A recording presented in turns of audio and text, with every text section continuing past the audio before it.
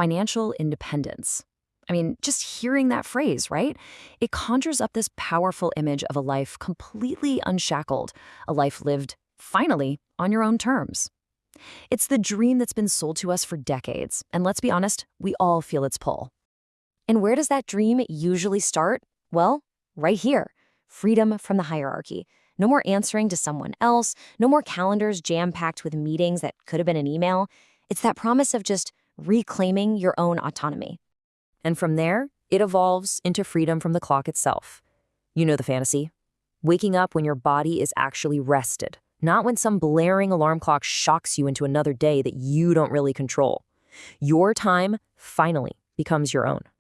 And ultimately, it all boils down to this one thing: total freedom.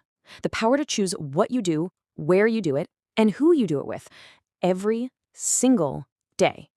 Okay, so that's the dream. But now we need to talk about reality. Because behind all those curated images of laptops on a beach, there lies a truth that is much, much more difficult. The uncomfortable truth is that most people who chase this vision of independence are going to fail. And not because they aren't smart or ambitious, but because the map they've been sold is just fundamentally wrong. So this explainer is for you if you're just plain tired of the hype, if you feel the squeeze of the modern American lifestyle, the crazy cost of living, that relentless pressure to keep up, the feeling that you're just running on a hamster wheel and getting nowhere. If you're ready to look past the empty promises and really understand the nuts and bolts of financial freedom, you're in the right place. We're not selling anything here, we're just here to deconstruct the truth. And that deconstruction has to start with the definition itself. You know, the online world has really twisted the meaning of financial independence. So before we go any further, we have to get clear on what we're actually aiming for and what it really, truly costs. All right, so here is the first major reality check. True financial independence isn't about being rich. It has nothing to do with Lamborghinis or private jets. At its absolute core, it is a simple mathematical state. The point where your assets, not your job, are generating enough income to cover your basic needs. That's it. Full stop. The goal isn't extravagance, it's security. So what are those basic needs in America today? Well, for the average household, the breakdown is pretty stark.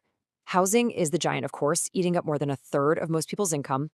Transportation, we're talking car payments, gas, insurance, takes another huge slice. Then you've got health insurance, a massive and unpredictable cost.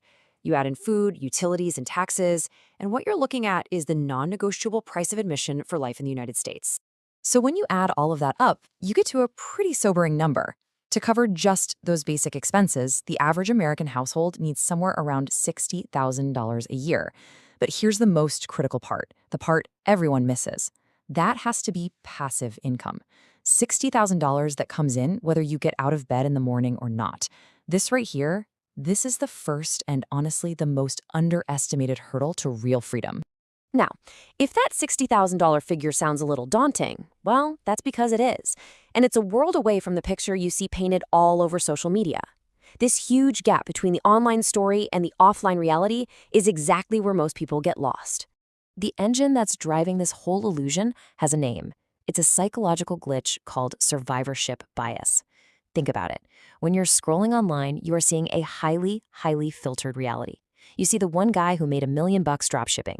You don't see the 99,000 others who lost money. You see the successful day trader showing off his wins. You don't see the thousands who completely blew up their accounts. The failures are silent. They're invisible. And that creates a dangerously warped perception of what's actually possible. And the result of that bias is this dangerous three-part illusion that we're all being sold. First, that financial independence is fast. Like, it's a matter of months, not decades. Second, that it's easy. All you have to do is follow some simple blueprint or hack. And third, that it's somehow guaranteed. The uncomfortable truth is that real, authentic financial independence is slow, it is very difficult, and it is never, ever guaranteed. But you know, the obstacles aren't all out there. One of the biggest traps is actually one we set for ourselves. It's a phenomenon that affects millions of hardworking Americans who, even though they're getting raises and promotions, just never seem to get ahead. This is that sneaky cycle of lifestyle inflation. You know how it goes, right? You get a raise, and what's the first instinct? Upgrade. You move into a slightly bigger apartment. You trade in that reliable old sedan for a new SUV with a much higher payment. You start eating out more, you subscribe to more services, you take more expensive vacations. And before you even know what happened, your expenses haven't just matched your new income, they've blown past it. You're actually earning more, but you feel broker than you did before. This really pulls back the curtain on a huge misunderstanding in our culture.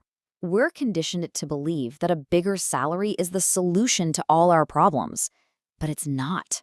We all know people making well into six figures who are still living paycheck to paycheck, one car repair away from a total disaster. And this proves a critical point. Independence isn't determined by the size of your income, it's determined by the size of the gap between what you earn and what you spend. Freedom is built in that gap. And running right alongside lifestyle inflation, there's another, more sinister force working against us.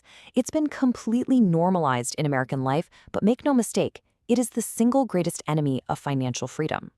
For most of us, this path is going to look painfully familiar. It starts with student loans, taking on tens of thousands of dollars in debt before we've even earned our first real paycheck. Then, to get to that first job, you're told you need a reliable car, which means a car loan. As you move through your 20s and 30s, credit cards become the tool to fill the gaps, to fund a lifestyle you can't quite afford yet. And finally, the American dream itself, a house, comes with the biggest debt of all, a mortgage. Now, each step feels logical, even necessary at the time. But when you put them all together, they build a prison. Every single one of those payments is a piece of your future income that you've already spent. And that prison of debt forces most of us into a fundamental trap, the way we earn a living in the first place. It's a structure that, by its very design, makes true freedom nearly impossible to achieve. For probably over 90% of us, our income works like this. We trade our time directly for money, period. If you want to earn more, you have to work more hours. The problem is, this system is incredibly fragile. If you get sick, if you get laid off, if you need to take care of a family member, the income just stops. The alternative, the model that actually leads to independence, is different. Your income isn't generated by your time, but by your assets and your systems. This could be a portfolio of investments, a couple of rental properties, or maybe a business that can run without you there every day. It's resilient because it's not dependent on you. And this is the fundamental shift in thinking you have to make to get free. Okay, so if all the get-rich-quick schemes are a lie, then what's the truth? What is the actual workable path to get there? Well, I'm going to tell you, it's not glamorous, it's not fast, and frankly, it's kind of boring. But you know what? It's durable, and it actually works. The real path doesn't start with some big, risky move. It starts with a foundation of stability. Step one is you build an emergency fund. This isn't an investment, it's insurance. It's a shield, 3 to 6 months of basic living expenses to protect you from life's inevitable curveballs, so that one bad break doesn't send you all the way back to zero. Only then, step two, you go on offense. You aggressively attack high-interest debt, like credit cards. Paying off a card with a 20% interest rate is a guaranteed 20% return on your money. You can't beat that anywhere. Step three is investing, but not by gambling on some hot stock. It's the disciplined, systematic buying of broad market index funds month after month, year after year. You're buying the whole market, not trying to outsmart it. Step four is building skills that can eventually be scaled, skills that let you detach your time from your income. And the final step, the one that holds it all together, is consciously controlling your lifestyle and resisting that urge to inflate it at every turn. This quote right here really sums up the entire philosophy perfectly.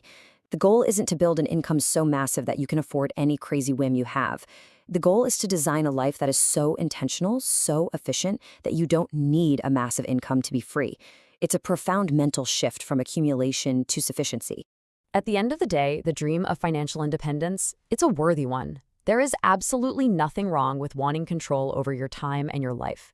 The problem has never been the dream itself, it's the toxic expectations that have been latched onto it. That it should be fast, that it should be easy, and that it should look like someone's highlight reel on social media. Look, achieving real, durable freedom is hard, but it is possible for those who are willing to ignore all the noise, embrace the slow and steady path, and value discipline over image. The journey doesn't begin with a get-rich-quick scheme. It starts with an honest question. So I'll leave you with this. After all this, what does financial independence truly mean to you? Let us know what you think down in the comments. And if you value this kind of straightforward analysis, consider subscribing for more explainers that cut right through the hype. Thanks for watching.